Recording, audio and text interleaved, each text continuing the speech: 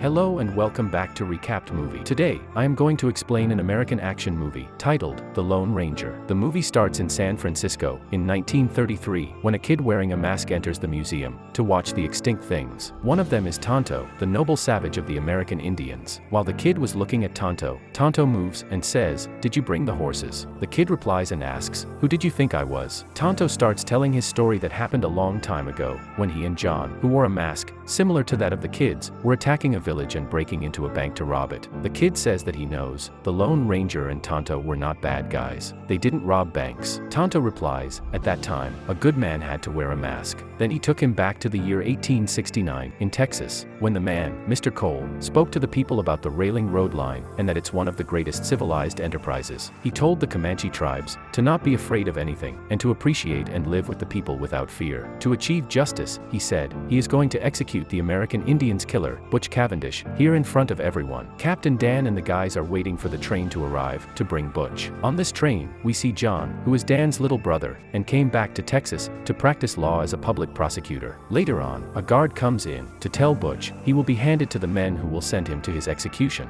Butch looks at the guard with mockery. Next to him, we see an arrested Tonto playing with his malfunctioning watch. Not far from the train, there are a group of thieves waiting to attack the train to free Butch Cavendish. Inside the train, Butch dislocates a certain floorboard and takes out a hidden gun. He then asks the guards to use the bathroom. Butch kills the guards. John notices someone above the train and starts tracking him. Butch's guys get on the train and start threatening everyone. They slaughter the driver and put the train at top speed. While Butch tries to kill Tonto, John comes in and Butch directs the gun toward him. Tonto picks up another gun and directs it toward Butch, showing him his malfunctioning watch. He says he has been waiting for this moment for years to avenge the Comanches he has killed. John drops off the gun from Tonto's hand and says that he is going to hand the outlaw to the fair prosecution. Suddenly Butch's guys appear behind John, giving Butch the advantage. He ties John and Tonto, then escape with his men. The train misses the station, so Dan and his rangers quickly follow the train. Tonto was able to break the wood he was tied to but can't move alone because of the chain that was tied to John. He takes John and climbs the train to unhook the trailers to save the passengers. One of the thieves appears and threatens them. At that moment, Captain Dan arrives on his horse and pulls the thief to the ground. They quickly move to separate the main trailer, while John and Tonto were standing on it. The train then crashes and tosses them away. Near one of the train wreckage, John follows Tonto to take him back to custody until his trial, but Tonto ignores him and continues walking. Captain Dan stops them and hands John the cuffs and takes Tonto back to jail. John gets home to see Rebecca and Danny, his brother's wife and son, whom he didn't see for 9 years. Danny sees Tonto inside the jail, talking strangely. Mr. Cole shows up and meets John and tells Captain Dan to catch Butch by any means. Dan tells him he will take Collins, the scout who would lead him to find Butch. Dan says goodbye to his family, then gives John his father's badge and deputize him as one of the Texas Rangers. Later, when they see a white horse standing on the mountain, he tells John that the American Indians sanctify this horse and call it the Immortal Soul. Later, they arrive at the passage between mountains. Dan requests Collins to go and scout that passage and assure the safety of the road. Meanwhile, Collins shows far away and points out that the road is safe. When they enter the canyon, Dan asks, "Where is Collins?" and then realizes that they walked into a trap. The shooting starts on Dan's men from everywhere from the mountains. Dan tries to escape, but when he sees his brother fall to the ground, he quickly comes back to save him, but gets shot in the shoulder. John tries to help his brother, but he gets shot and loses consciousness. Meanwhile, Tonto shows up and digs graves for Dan and his men and takes their valuables before burying them. John wakes up but Tonto knocks him out with a stone to lose consciousness again. The white horse appears and stands in front of John's grave for Tonto to save him, but Tonto tells the horse to bring back Dan because he is a strong warrior. The horse refuses and insists on John. Tonto rides the horse, takes John and treats him. John wakes up, seeing Tonto talking to the white horse. Tonto tells him the horse said that John became the walking spirit and that nothing can kill him now. Tonto tells John he must avenge his brother and his men, then gives him a mask and says Butch thinks he is dead, so it is better to wear this mask. Meanwhile, Butch with his men, undercover with Indian clothes, attacks the village, killing lots of people. When John arrives, he finds the place is totally destroyed. Tonto tells him that it wasn't Comanche's doing. John asks him how to find Rebecca and Danny. Tonto releases one of the horses and says, "We will follow the horse and it will lead us." While they are following the horse, it suddenly falls and dies. They start spectating around the horse. Suddenly, John gets shot by an arrow. When he wakes up, he finds himself in the Comanches tribes. The tribe's chief asks him why he is wearing a mask. John tells her that Tonto advised him to do so. The chief takes out a watch and tells him that Tonto is not one of them anymore. He starts telling a story about Tonto. When he was a kid, he found 2 unconscious men laying on the ground. He brought them to the village to be healed in the village. Those 2 men saw silver on the river, so they asked Tonto about the silver source in exchange for a pocket watch. The kid Tonto showed them where the source was. The 2 men got greedy and killed the whole village, so when they come back, they can take any amount of silver without anyone preventing them. The kid came back to see the destruction that came upon his village because of his foolishness. He made himself a promise to take his revenge on those 2 men. He then tells John his brother promised them as long as they keep their peace deal, he will protect their lands. John tells him that his brother Dan is dead and if he let him go, he will keep his promise, but the tribe's chief doesn't believe him. They take them and bury their body on the ground while leaving their heads out. The white horse appears to help them get out of the hole. Tonto tells John that they must go to the river source and they will surely find Butch. On the river source side, Butch's men are afraid to enter the cave, saying that there is an evil spirit living inside. A moment later, John and Tonto send a mining cart outside, where they start shooting at it. When they try to get near, the cart explodes. Then John takes Butch and asks him about Rebecca and Danny. Butch tells him they died. John gets furious and starts beating him with the gun. Later, he takes Butch to trial and hands him over to Mr. Cole. Mr. Cole invites John to dinner, then confesses that Butch is his brother, and takes out his gun trying to kill John, but he escapes the place. Moving back to the moment when John and Tonto break into the bank, here we realize they did that to take explosives and put them everywhere on the bridge to demolish it. Later, there is a party at the station. Tonto climbs the train, which is loaded with the silver boxes, and threatens the drivers. The train moves and destroys the place where the party is held. The soldiers run behind the train and start firing at Tonto. Mr. Cole and Butch take Rebecca and ride the second train to follow Tonto. John shows up riding the white horse and jumping over the second train. Before the second train reaches the first train, Tonto changes the train track, making the 2 trains speed beside each other. Mr. Cole sees John riding the horse over the train and tells Butch to get rid of him. Butch takes Rebecca above the train in front of John. He asks Butch to let her go. Butch throws her off the train, but she falls on the white horse. John tries to kill him, but the gun is empty, so he beats him. Then he gets down to stop the train, but finds Butch holding his gun and telling him the ride is over and he must die. The train with silver crashes into the other train. John jumps onto the white horse with Rebecca and leaves Butch inside to die. Mr. Cole was able to escape with some of the trailers loaded with silver stones, but Tonto shows up above him.